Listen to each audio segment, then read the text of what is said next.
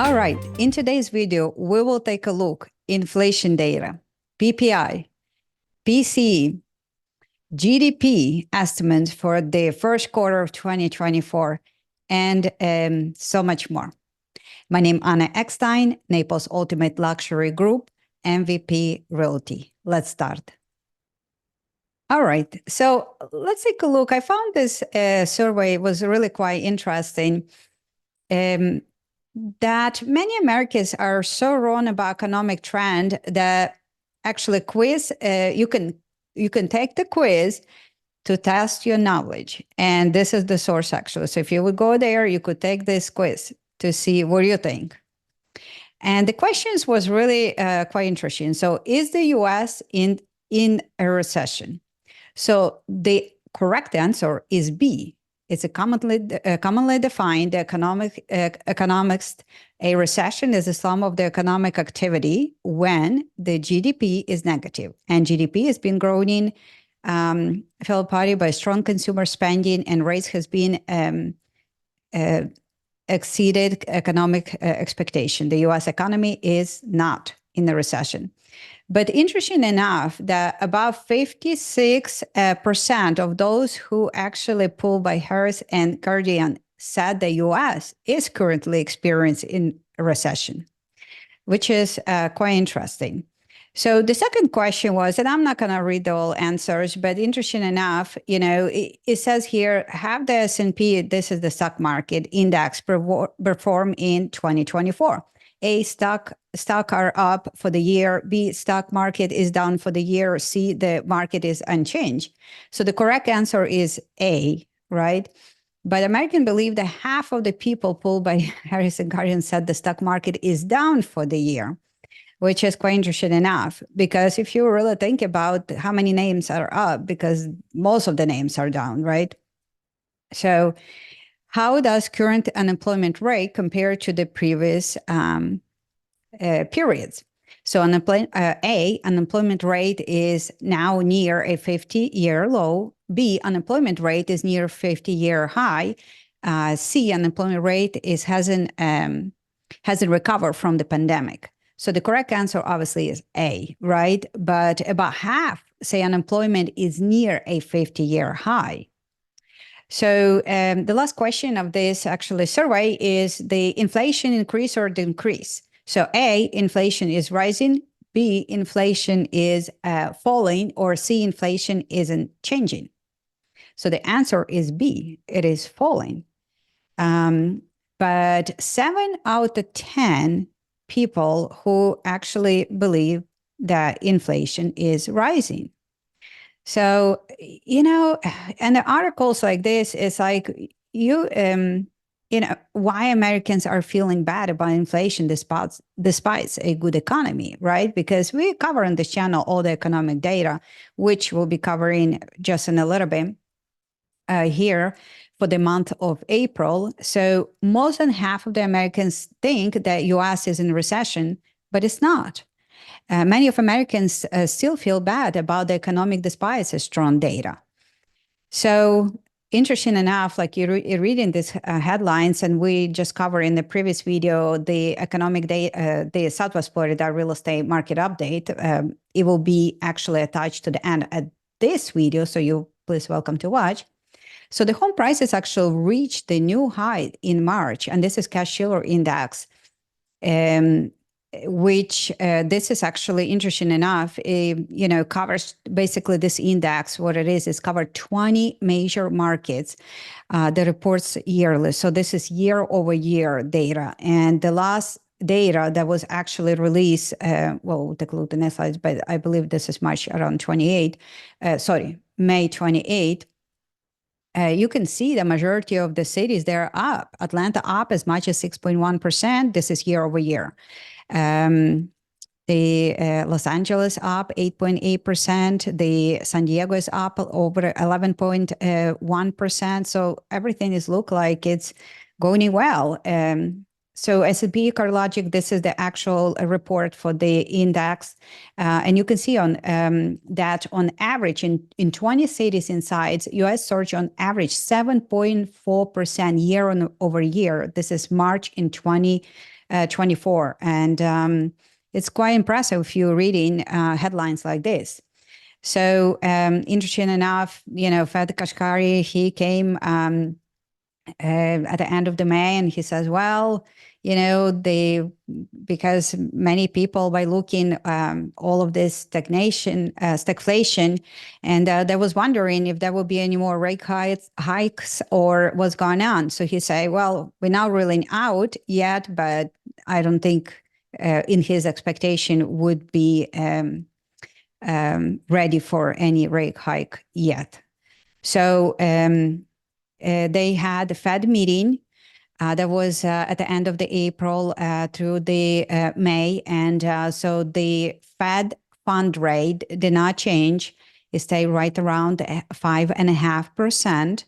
So that did not been changed. Jerome Powell came and had a speech that he didn't feel that we in stag or inflation, and the inflation is going down, just not in a pace how they would like to see. Obviously, the faster is better because the rate cuts will come.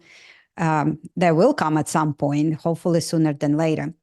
So this is interesting enough. I pulled some of this information from one of the YouTubers that I actually really admire, and I'm a member of his channel. So, and he provided this graphics, and I was so terrifying, and it's interesting data. So if you went and you would have $100 in your pocket and you would buy all of these groceries in 2019 in any of your supermarket on average, so we would assume here it's Publix, you would get all of this. If you would go and you would duplicate everything in 2024, that on average you would spend $136, which means that all of these groceries were inflated by 36%. And this is from 2019 to 2024. So I think the consumer still experience, this is one of the charts. You can see the regular gas, how we travel from the even before 2016, but let's say from 2016 and where we at today. So even though the gas prices went down from high peak of 2022, but it's still expensive.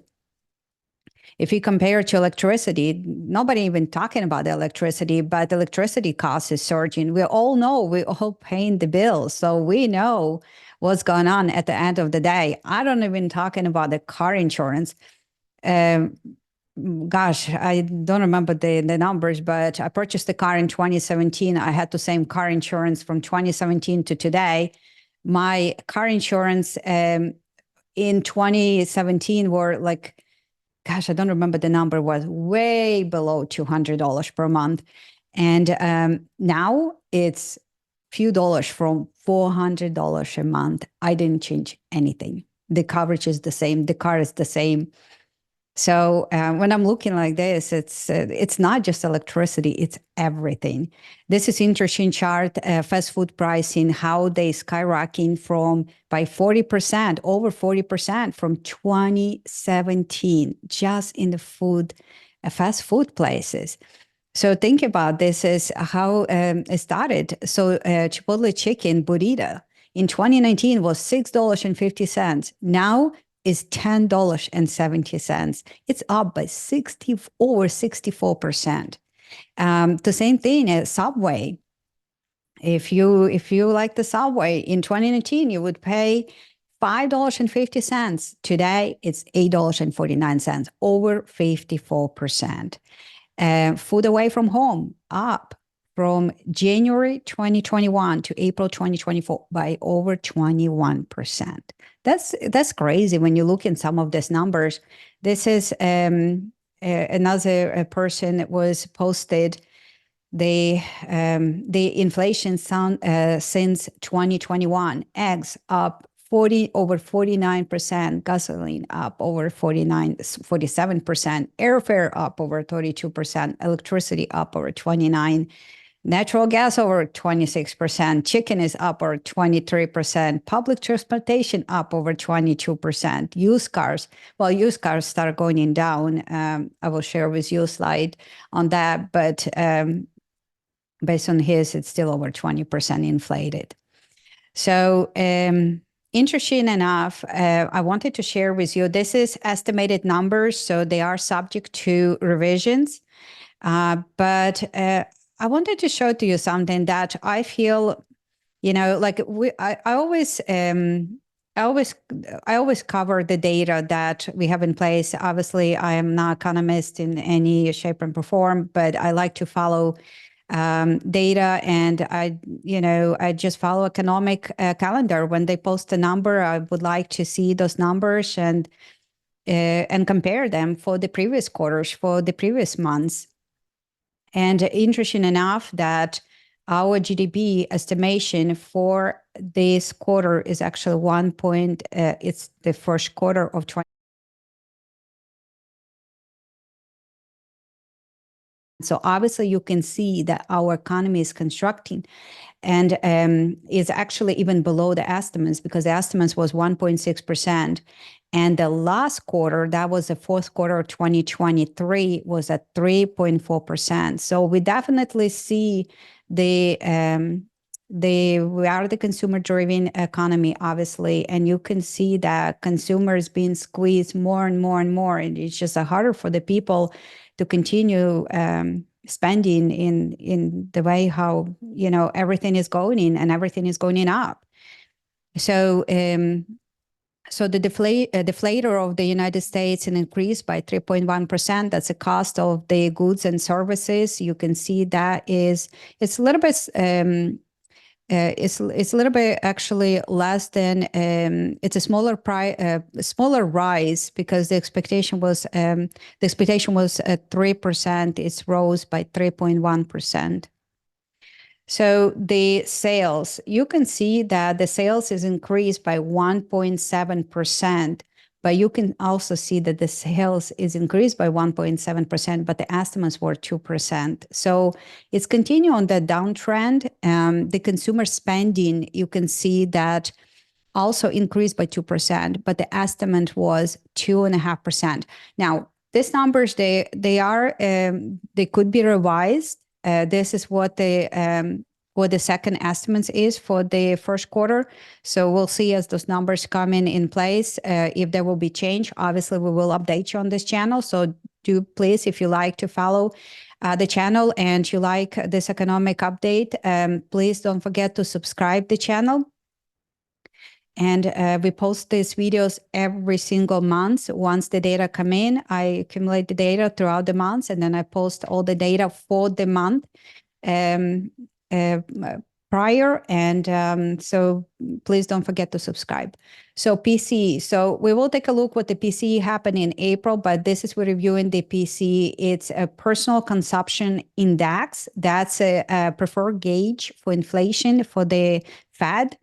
And you can see that increased by 3.3% for the first quarter of 2024, slightly less than 3.4% of the expectation. Core PC, it's a personal consumption index, excluded volatile items such as energy and gas, and you can see that also increased by 3.6%, slightly below expectation of 3.7. So interesting enough, when I was reading that, so think about the inflation still increasing, the GDP going down, the corporate profit is fell by 1.7%. So think about in the fourth quarter of 2023, it's rose by 3.9%. In the first quarter of 2024, it's fell 1.7%. That, guys, not a good sign. Not a good sign, all what I can say.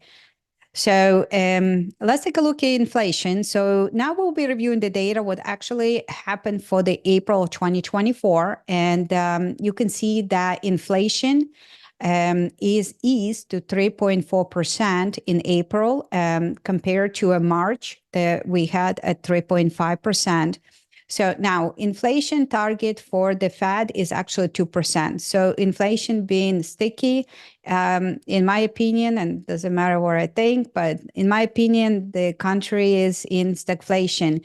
Think about if GDP is decreasing, corporate profit goes in negative for the quarter. What is next? Is recession? I don't know. We'll see. Core inflation, excluding volatile items such as food and energy, that actually went down to 3.6%. Again, the target rate is 2% for the Fed. Can they get there? I hope so. How long would it take them? That's a good question. So if you like to pause and please take a look, that's the inflation by month, you can compare from the food to the shelter, something that the Fed was fighting for a long period of time, is definitely sticky and continue to be sticky. So a month over a month, shelter continue to be at 0.4% for the April, 0.4% rose in March, in February is the same. So this is something that I just would like to share with you. It was posted on NBC News. And this is how inflation, obviously darker, it's reheating. So like the housing costs, we always had heat up the inflation through all of these years since we're fighting the inflation. But you can see like electricity, it's regained the inflation. The airfare, it's look like the inflation is going down, and then you keep wondering, well, is consumer really has started having less money to travel? The car, something that we saw too, but is the car inflation is going down for the right reason or for the wrong reason? That's a good question. So the gas, you can see, start reheating up again, the inflation, the meals, and you can see it was cooling off at some period of time. Now it's heating back up.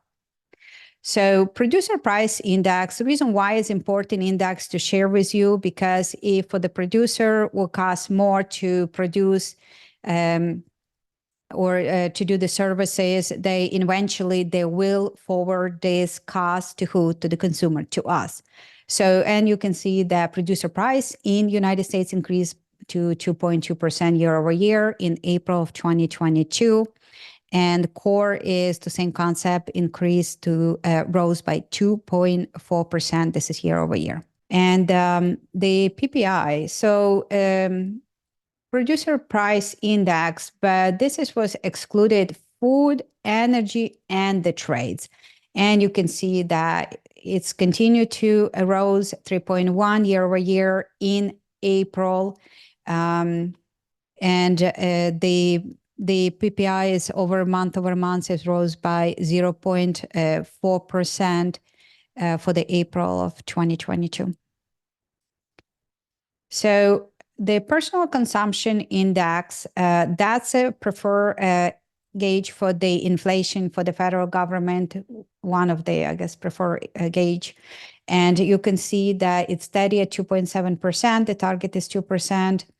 And month over month is also for the month of April. We just actually had today the PCE, so it's actually met the expectation to 0.2%. But definitely you can see all of this inflation measurements, they all continue to be sticky from where the federal government wants the inflation to be. The personal income month over month rose by 0.3%.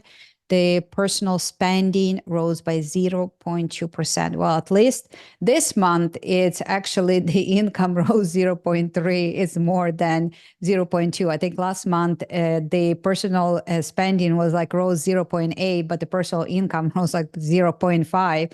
This is at least, we're kind of going in a little bit in the right direction.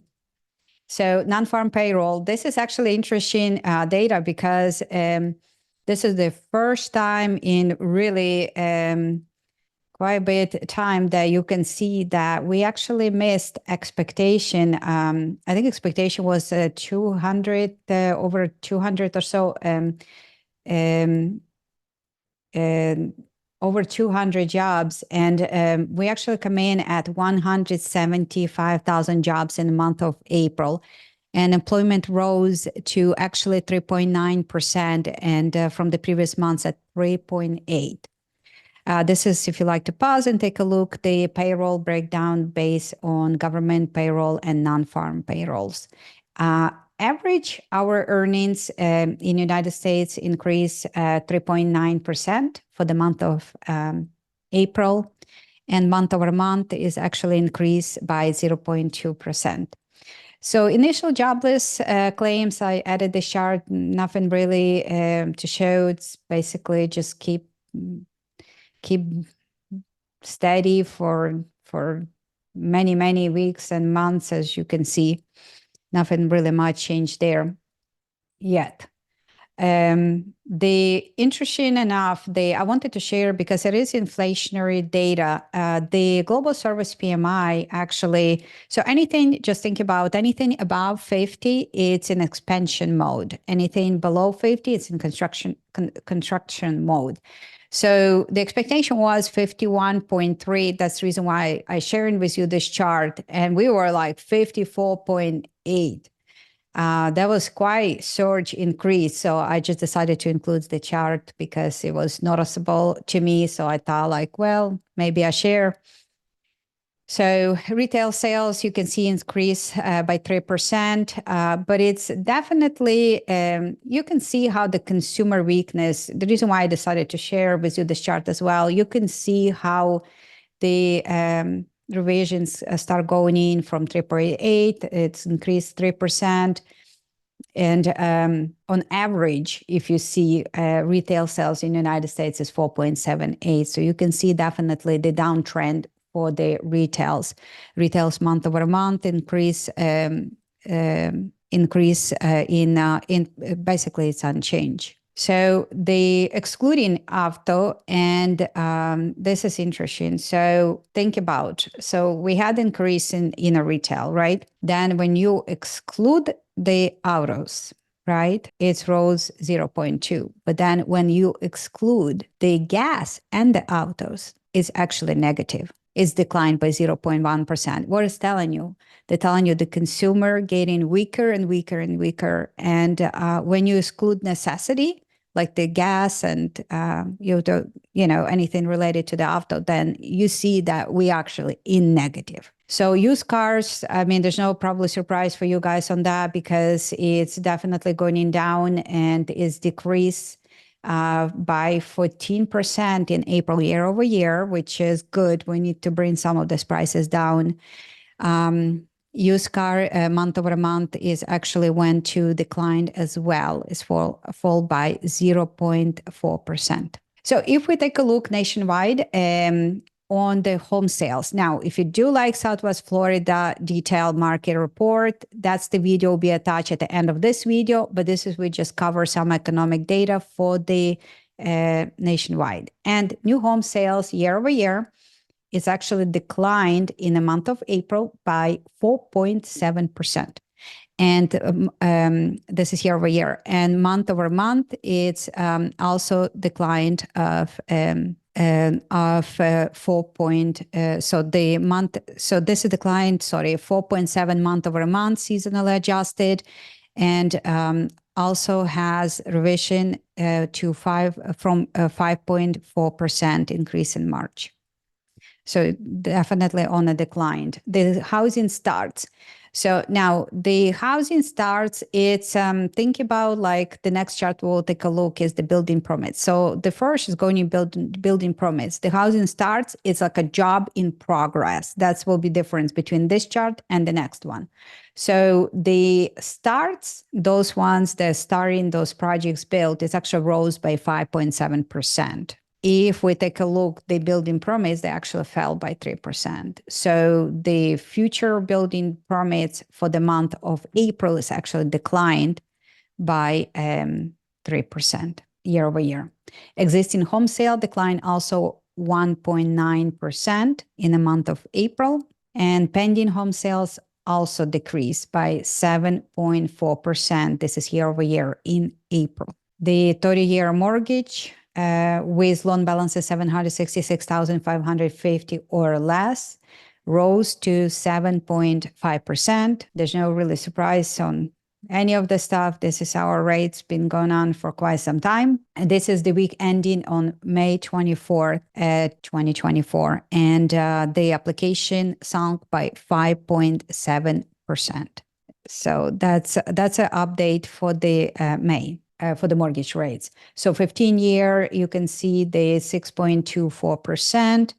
The 30-year mortgage, it's 7.3%, 7.03 in the May 30th.